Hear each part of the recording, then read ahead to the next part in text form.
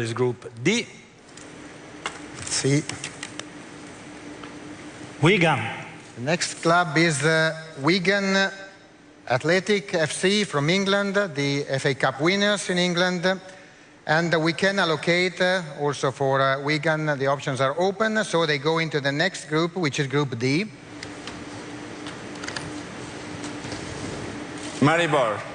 Maribor, NK Maribor from Slovenia, champion and cup winner. And the group for Maribor is Group D. Rubin Kazan, Wigan Athletic and Maribor. Zulte Waregem. Zulte Waregem. Zulte Waregem is the next club from Belgium, and they can also go into the first group available, which is D, actually. Rubin Kazan, Wigan Athletic, Maribor and Zulte Waregem. Good morning, everybody. That was the moment when Wigan Athletic's European adventure was plotted yesterday afternoon. Joining me this morning to discuss the draw and all the week's events, the Chief Executive Jonathan Jackson and Football Secretary Stuart Hayton. Good morning to you both. Morning. From Matlock to Monaco, how was it yesterday? You were there live watching the draw. I was, yes. I actually got there Thursday evening, so I was fortunate enough to go to the Champions League draw, which was great. I walked in behind Lionel Messi. Not a bad little player, but the draw yesterday was it was something that Before that flies away, something that got a memento from the day. Yes, yeah, I managed to get that from the from the hall that we were in. Yeah, it was something that we never thought would happen, to be in Europe, and to be there with clubs like Lazio and Fiorentina and Seville and Valencia. It was wonderful to see Wigan Athletic's badge up there. So it was a long day yesterday. We only got back at 1 o'clock this morning, so it was certainly a great experience. It was a privilege to represent Wigan Athletic in the draw, and let's see what happens now. How's Lionel think we've done so far this season? What was he saying about Yeah, he was asking about how the new players are settling in, and that's going to go flying. And what happened against Doncaster, you know. But he was concerned. We'll get him along to one of the games this season, I'm sure. For yourself, Stuart, you were at the training ground. You were with the players watching the draw. How was it for you? It's a surreal moment, isn't it? It was good. I think it was just nice that there was a great atmosphere at the training ground, and the lads cheering on what came out, or perhaps not cheering, perhaps thinking, oh my goodness, when they saw that there's a 9-hour flight to Russia to deal with. But it was great, and I think we all knew we'd take what comes, and I think there'll be some great trips and some great moments for everybody. And I think the players, it was nice to be. I think draws tend to happen in an evening, don't they? And yeah. We're not together, so it was nice to do a draw in the day where the club could come together and all sort of have a good laugh when we got the draw. Have you heard of Zulte Waregem before? Are you familiar with how they went last season? Not at all. I think I'd certainly heard of the Russian side, Kazan. Well, that's the only one I'd heard of. The others I wasn't too familiar with at all. They finished second in Belgium last year. Quite a good little side. Small stadium, and of course it's obviously not fit for European games, so that's been switched to Bruges, which we didn't know until the meeting afterwards. So you've done your homework on these teams as well, haven't you? Well, we did a little bit of homework. There was 48 teams, so we had to do a little bit of homework on each one. So because immediately after the draw, you come out of the theatre and you're besieged by journalists and the world's media asking your reaction to the draw. So to say, yeah, I've never heard of them wasn't an option really. So we very quickly did our homework, and of course when Zulte Waregem came out, it wasn't a household name. It wasn't one that we knew a lot about. And similarly with Maribor, we knew they were from Slovenia, and they were the most successful team in Slovenia in their history. So we knew a little bit about them, and of course Rubin Kazan, a team that's got Champions League experience, a team that Chelsea just about managed to beat back in April, and it's a place that will be certainly interesting to visit for all the Latics fans that travel out there. That journey to Rubin Kazan is the one that everybody's looking at, and everybody saw before the draw, but we all said just don't make it Russia. As long as we don't go to Russia, we'll be happy. But 8 hours, and then we get back either the early hours or probably midday Friday UK time, and then we go to Yeovil at the weekend. It's just part of a bizarre turn of events this season. That schedule's going to get pulled all over the place, isn't it? It is. But as FA Cup winners, as a successful trophy-winning side, these are the things that you've got to be able to adapt to, and things that you've got to overcome. You know, the top sides play in Europe all the time and play Wednesday, Saturday, Wednesday. So we've got to be able to do that, and we've got to have a squad that's big enough to cope. When we looked at the teams in the draw, we knew there was a lot of teams in Russia and Ukraine and Kazakhstan, and so we knew there was a chance that we would get one of them. It's not ideal. Obviously Valencia would have been better, and that was the one perhaps we all wanted, and Swansea got those. So it wasn't ideal, but you know, looking at the draw, there's a great trip to Bruges for everyone, and the trip to Slovenia, which I believe is a very nice country. So, and the teams which we think we're capable of beating and progressing in the draw. So all in all, you know, as Stuart says, you take what the draw is and you move on, and we've got to look forward to it now. I think the big question is whether we can get to Yeovil down the M6 and the M5 in less than 8 hours on a Saturday before the Sunday game. Whether they'll beat the train, the plane trip. So that'll be to be seen. Well, yeah, we'll play that one by ear, I think, won't we? Yeah. Well, as after the draw, you then meet your opponents. So we met the guys from Belgium and Slovenia, and of course the Russian people. And they were saying what a nice place Kazan is. Obviously, it's I believe a six-hour flight. Well, we're down to 6 It's now. getting shorter now, isn't it? This is getting more and more promising. I think it's going to take longer to get to Yeovil at this rate. So I think it'll be straight from Rubin Kazan straight to Yeovil, I think, for the teams. You know, so we've got a bit of work to do on the logistics and organising it, but that's what we've got to do now. Just before we go to our next, what was their thoughts on during Wigan Athletic? No doubt they will have seen what we achieved. They've never heard of us. They've never heard of us. Where's Wigan? We wanted Swansea. What were their thoughts when we were pulled out? I actually asked them what did they think of the draw. Rubin Kazan had left at this point because they were upset with the draw. They were gutted. They wanted Valencia. They were probably looking for a bit more of a glamorous tie, but certainly I think the Zolta Varagem thought that it was a tough group for them. They thought that obviously an English team and a Russian team would be quite difficult for them to beat. And Slovenia, they were happy with the draw, though they didn't give much away.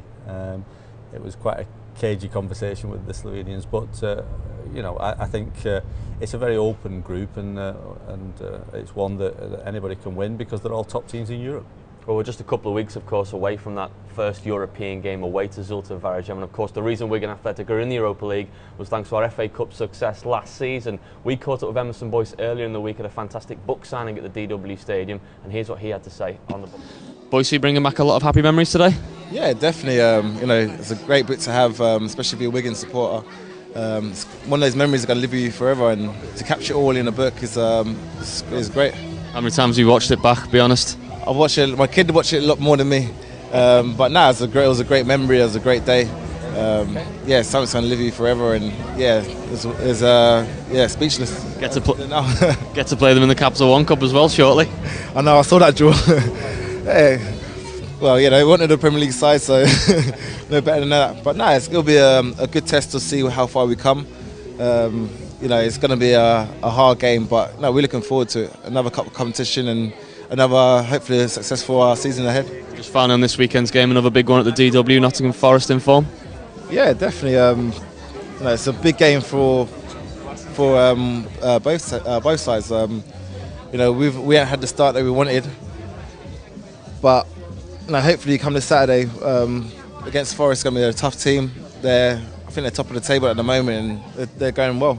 So it's going to be a hard game for us, but no, we're confident enough that we've got a good team, and hopefully we get the result that we need, start putting our home form right and start moving up the table. Well, that was Emerson Boyce. Here is the book itself. It's still available in the Wigan Athletic Club shop. It's a fantastic piece of memorabilia. It's wonderfully written, of course, Jonathan, but it is a fantastic memento for fans to have, isn't it?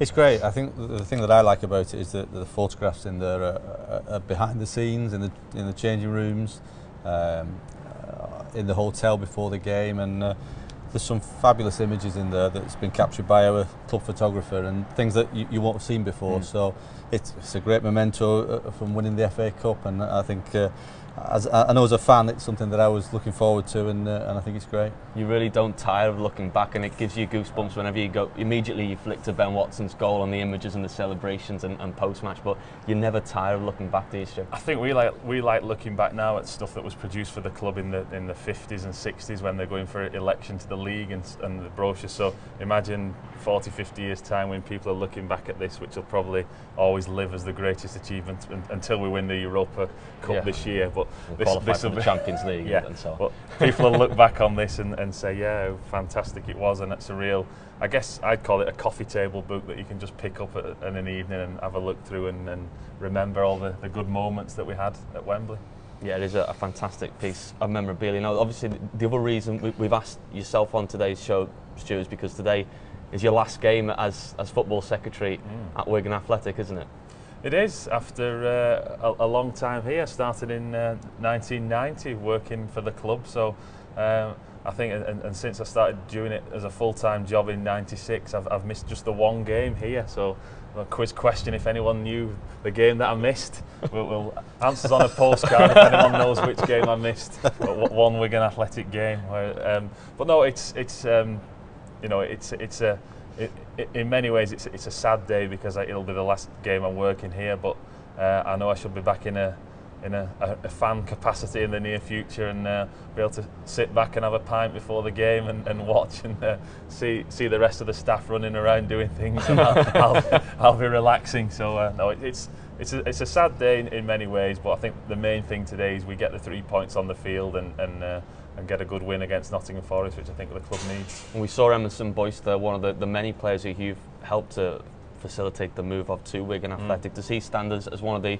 best players that you've helped to see a deal through on? Well, I think his record, you know, the number of games he's played in the Premier League for us, especially, you know, he's made the most appearances for the club in the Premier League. He's been here since 2006, you know, the second season, and he's been one of those players who's been, you know, ever present, really dependable. He plays a lot of games. He's a 7 out of 10 every week, never lets you down. So yeah, Boyce is a great character, and there's been a lot of people over the years who obviously I've brought to the club, or I haven't brought them to the club, but done the deal once they've been here, and so yeah, it'll be again, I said, sad to miss them, but Boyce is a great player. And also, you were eager to get on so that you could do the Keep You Up challenge before you leave. So we'll see how you get on at the end of the show. You're not getting out of that one. You've got one more transfer window to oversee as well on Monday. You're hoping it's a busy one with it being your last? Well, there can be two ways of looking at that. We could be saying we're happy with what we've got as a squad and it's a quiet day. We could get offers in for some of our players, and we could be buying as well. So I don't know that we can say too much publicly on that. It will be what it is on Monday. I'm sure we'll be here till midnight, so it's going to be a long day, whatever happens. But always the highlight of any transfer window is that we get pizzas at about 7 o'clock that the club buys for us, so that's always pressure. Jonathan puts his hands in his pocket once in a while, and we get fed at the club's expense. So that's what I'm always looking forward to. Although the dilemma this year, I think, is it's transfer deadline on a Monday. Rigolettos won't be open. So. We'll make sure they're open. Don't worry, we will do.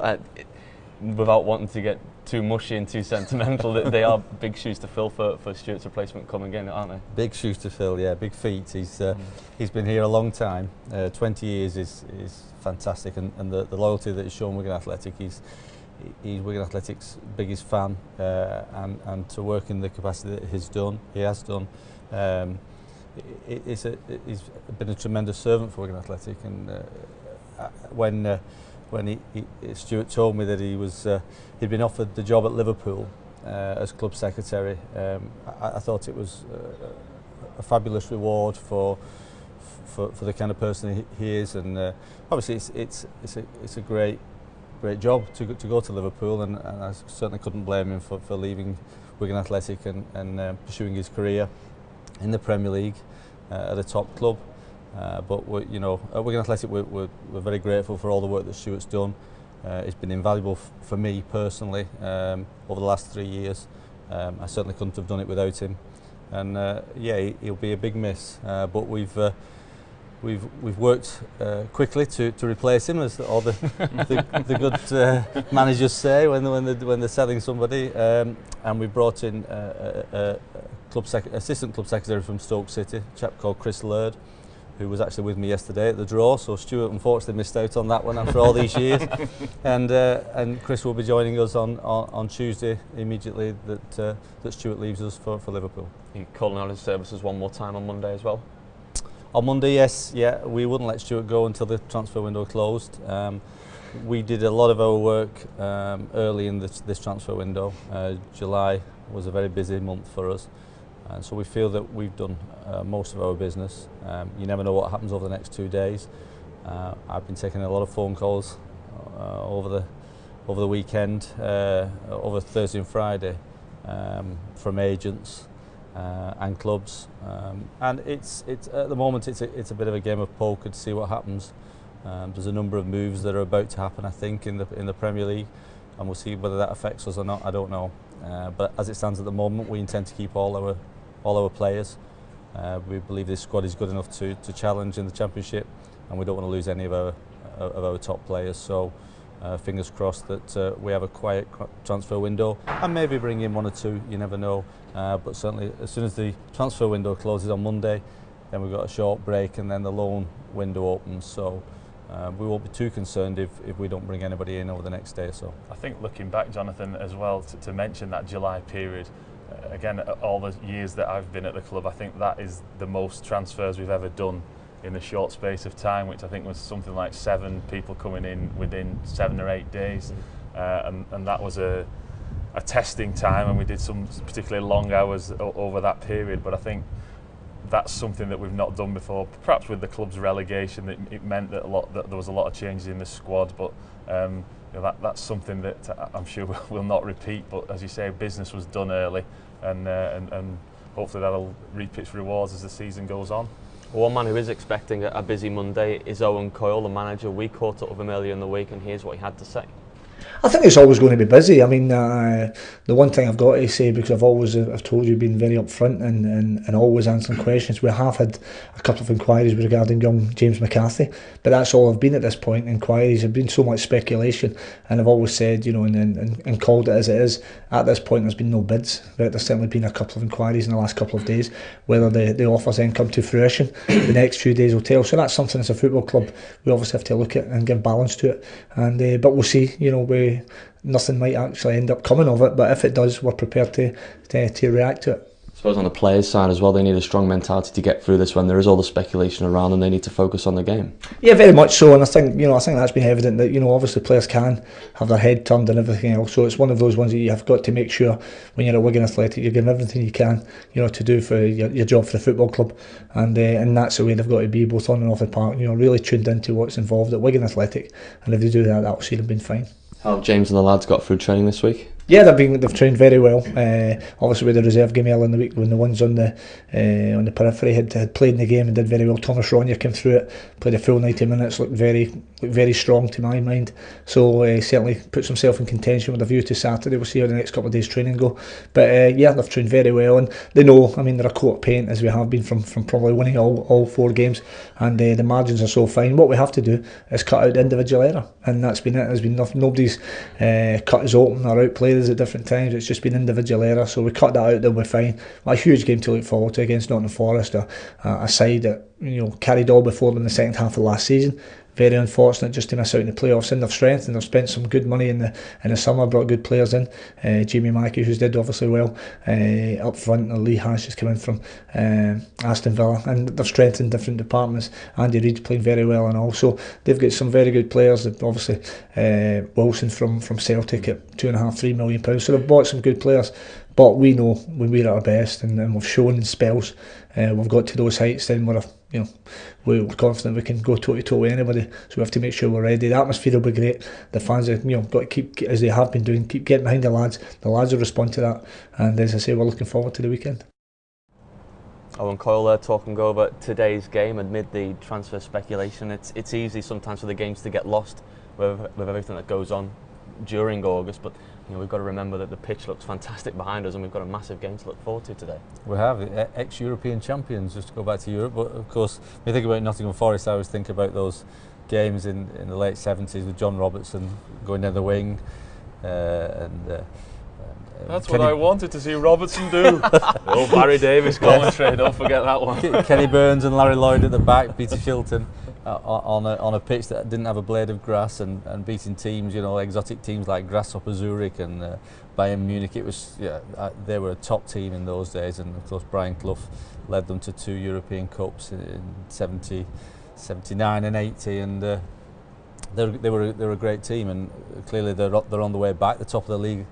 In the Championship at the moment. It's going to be a tough test for us today, a real test to pit our wits against a team that's clearly going to be one of the challengers this season. Was the job description for Stuart's role, did that involve impersonations? Did that involve being able to take on commentators' impersonations? The job criteria said absolutely no impressions at all, because Stuart's repertoire of ex-Latics staff and players is very impressive, yes. There's some current staff in there as well, by the way, which I'm sure you'll get asked on this afternoon.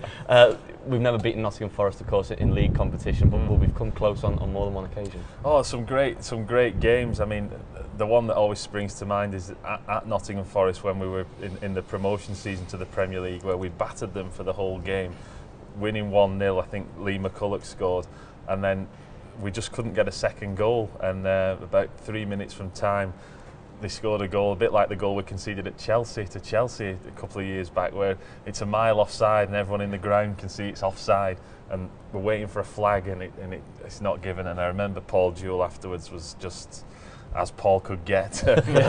Incandescent with rage, I think is the politest way. But we lost 3 points that day, so we lost 2 points. We should have had the 3, and but games here as well that we've had, I think there was a couple of a 2-2 draw, so they've always been good games, and hopefully today we can come out on top.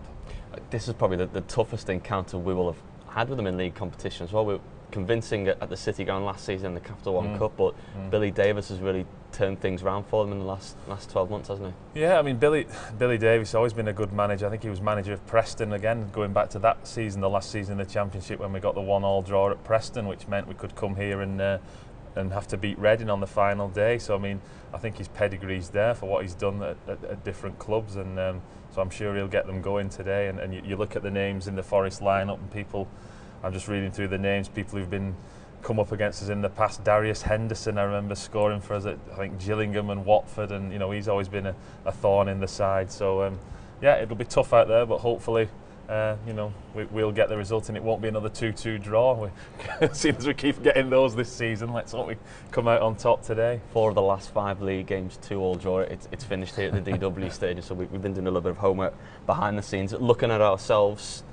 Grant Holt taken off against Middlesbrough, that looked disappointing. Sean Maloney, we hope, might come back in, and Thomas Rogner was on the bench against Middlesbrough without coming onto the field, but he did play in the reserves in the week, so there are 1 or 2 promising signs for the gaffer ahead of the game. Yeah, I think so, and I think when Jordi Gomez came on last week and Roger Espinosa, they made a real impact when they came on as substitutes, and I think they changed the game. And of course, Jordi's free kick was tremendous. He normally curls those into the top corner. That time he just blasted it into the middle of the goals, and it was a welcome goal at that point, because it was a point that we really needed. So I think Owen's obviously had an interesting week in training. He's got a squad to look at there. Certainly in midfield he can bring in different combinations and plays, and I think he's still finding which is his best 11. Chris McCann came in last week, and we'll see today which team he picks. Obviously up front, we'll have to see whether Grant Holt is fit, and as you say, Thomas Ronier's coming in, played in the reserves in the week when we beat Wrexham 4-0, so he'll be pushing for a place as well. Absolutely right. We've got about 5 minutes left, so it's the part of the show that you've all been waiting for, especially Stuart and Jonathan. Keep you up time. I know you're eager to try and beat your previous score of 12. You're currently 3rd on the leaderboard, which is the polite way of saying you're second to last. Carrie Caldwell streets ahead on 27, Neil Rimmer on 15, yourself on 12, and Paul Kendrick. He didn't really set the bar very high with a first go of 5. So who wants to go first? You get a little practice go first, Stuart. I've seen these practice goals though sometimes end up into the real thing. So we'll see how it goes. We'll have a little practice first. 2, have a little 3, feel of the ball. 4, 5, 6. You don't need to 7, count. We'll count. 8, 9, 10, 11, 12, 30, 14, 15, 16, 17, 18, 19, 20, 21, 22, 23, 24, 25, 26, 27. Oh! Lost it on 27 as I've beaten the captain. No, 27. You've got joint top with Gary Caldwell. Not bad. Not joint bad. top with a Considering what he gets paid compared to what I get paid. buttons compared to yourself, isn't it? Can I just point out that was his practice? Well, that's up to Stuart. I think we'll let him off with that one, considering it's his last day on the job. So, 12 was your first score. Do you want to practice go? Do you want to get straight into it? Can we see how the practice goes? Let's see how the practice and goes. I'll decide. Your best of 2 then.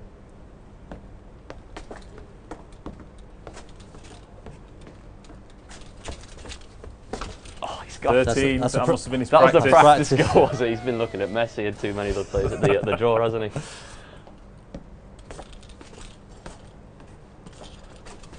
Oh, the 8. So I think we'll go with the practice score on that one, just as the casino chips were rumbling around your pocket at the same time, I think, there. So 12 is your score after 2 attempts. That's it for today's show. Hope you both enjoyed the keepy-ups at the end, Stuart. Of course, massive good luck at Liverpool after this weekend, and thank you for all you've done for the club during our time here. As for you at home, look forward to the game today. Tickets are available right up until kick-off at the DW Stadium. If you can't make it this afternoon, join Neil Rimmer and myself on Latix Play for full match commentary, and you can also follow the game, cover it live throughout the 90 minutes as well. Enjoy the day, enjoy the game, and join us next time at the DW Stadium.